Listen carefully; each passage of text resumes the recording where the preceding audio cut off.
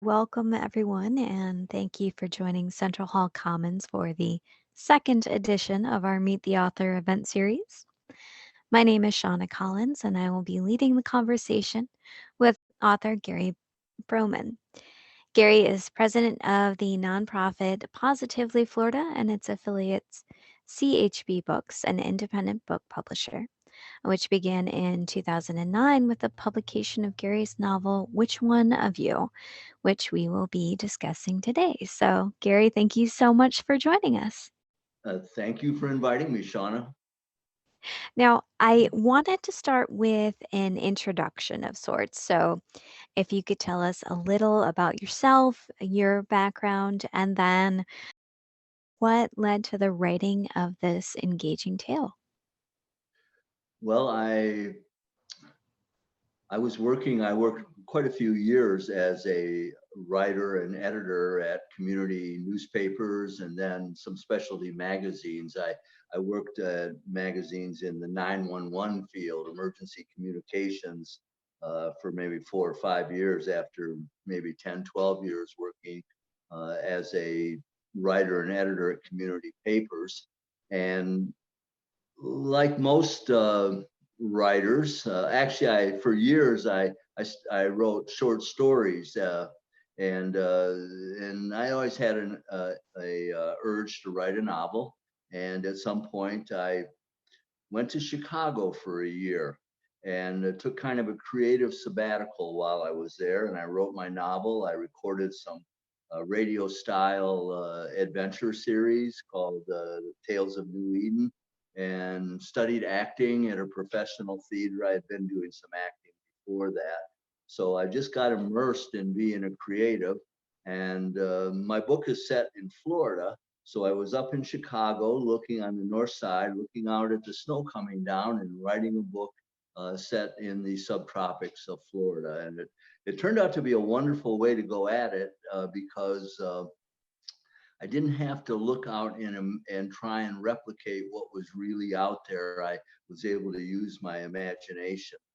So, so that's part of my background. I was a graduate student. I studied on a graduate level in creative communications at the University of Wisconsin, Green Bay. Got my bachelor's degree at Eastern Michigan University. I came to Florida one really cold Wisconsin winter, and I never looked back. So that's when I got into the newspaper business. And most of my time as a journalist has been here in Florida, where I am now. New Smyrna Beach. If anybody knows Florida, they might know where that is, but it's the same county as Daytona Beach. And that's right, you are also an original Michigander, if I'm correct I in that. am, yeah, from Detroit. So you and I have that in common. It's I fantastic. love Detroit. And we talked about this before that I said you can take the boy out of Detroit, but you can't take the Detroit out of the boy. And you said, you know that too from a female point of view. I am fond of saying that. I think I've been saying that since I was little, and everyone thought it was so adorable coming from, a little kid, the idea. But I think that experience of living in a city like Detroit could also speak to the idea of a story based in risk and courage and renovation and renewal that you have within Which One of You. Well, that's true. People say things about being Detroit, being from Detroit, as if it's an exercise in survival, and it's not quite, like it was like surviving Baghdad or something. It's not quite that bad, and so I don't want to add to Detroit's bad reputation in any way. But in my neighborhood where I grew up, yeah, you were subject to, at least young males anyway, were subject to having to defend yourself physically uh, at the possible drop of a hat. So yeah, it teaches you a certain amount of toughness, I guess, and a willingness to take risk. And awareness of your surroundings, to be sure, which leads to that ability to kind of pay attention to all of those little synchronicities that happen throughout our day. I know this is something of a common theme throughout the book. Well, the book starts out with in the very first chapter, a sort of replication of a real incident that I uh, witnessed, and and I didn't try to follow what really happened to that person after that. I just used that as a taking off point, and then let my imagination take me through the rest of it. But essentially, it was a story of a young pastor that I happened to meet at a little league baseball game, and started talking about the question of troubled young men that come into our churches, and how the churches deal with them, how they sort of balance the needs of especially in youth groups of other young people that are in the church, with that of this troubled young person that comes in. And he and I kind of agreed that if you couldn't make the church uh, responsive to that troubled person, that churches might as well close their doors. And so I liked what he was saying, and because I kind of felt that way myself, being from Detroit and being a little bit of an outsider myself, and maybe a little bit of a troublemaker or two. So one day I was already had another church that I went to, but I said I'm going to go visit Jeff's church today. So that was the pastor's name. So I went there, and he comes out and faces the congregation and starts telling this story about how he had to Baker Act this foster son of his, who was this troubled young man, that and the people in the church knew that there were visitors there. Some of them had out of town family visitors, and they were just mortified that this guy was talking this way. They wanted something a little bit more mainstream out of him. And from there, that's where the story evolved, not Well, based. let me interrupt you just a moment here because I want to make sure that people understand what you mean when you say that the Baker Act, what that means. That's a Florida term, and I'm sure every state has their own form of the Baker Act.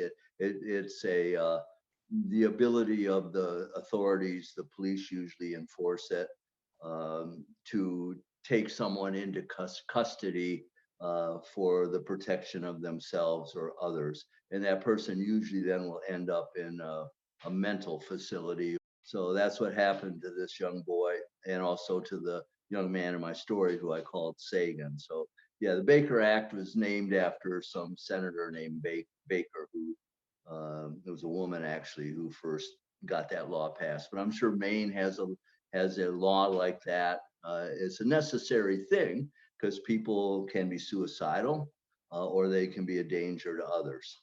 So Right. And in the story, the character Sagan had been having some trouble or creating some situations where he was either going to be uh, of danger to himself or others. yeah, Mm. and usually under the Baker Act, and this is probably fairly typical, you can be kept 72 hours. And if it's longer than that, then a court has to rule that you're not ready to be released back into society. In this story, he was there for 72 hours, and Pastor Dietrich, who's the main protagonist of the story, went and got him and brought him out of the hospital and brought him home. So that's how the story starts, and there's two other young children in the home, and Dietrich's wife thinks that Sagan is a danger to her children, so she moves out, and Dietrich doesn't think that she's ever coming back. She's quite upset with him for having brought this troubled young man into the home at all. Now the children, they love Sagan because he's older, and he's, you know, more experienced than them. Haven't hasn't grown up in a pastor's house. He's had some street. He has some street cred, I guess you would say. So they love him, but Carolyn, Dietrich's wife, is terrified of him. So she thinks she's really the one that motivates she thinks he's a danger to her children, and that's why he's Baker acting. And then when he finally gets out, then she's gone. She's gone to live with her mother. So And it's not just Dietrich's wife that has this kind of preconceived notion against Sagan. I think in the story, his involvement creates a situation, a catalyst for Dietrich to start fresh. well, that's true. There are people in the church that don't want the boy around, and an incident happens where when Dietrich is gone from the house, where there's a party thrown at the house, and pot is smoked there and everything, and Dietrich's superiors in his denomination want him to put the boy back into the foster system from whence he came, and Dietrich refuses to do that. And that showdown between him and his church is what really sets the tone for the whole book. And he is considered insubordinate, and eventually there's a process in this church by which pastor can be removed, and his superior, whose title is superintendent, sets that in motion, and Dietrich is stripped of his assignment, and he ends up with not knowing who he is or where he is, and what he's going to do next. Fortunately, he runs into this not young man. He runs into this guy whose name is John Johnson, and everybody calls him John, who has a lot more street sense than Dietrich does, and he teaches Dietrich how to survive until things start turning in the right direction for him. Dietrich starts hanging out with John and doing what John does, which is stuff that Dietrich had never done in his life, because his dad was a pastor, his grandfather was a pastor. He only knows that world of the clergy.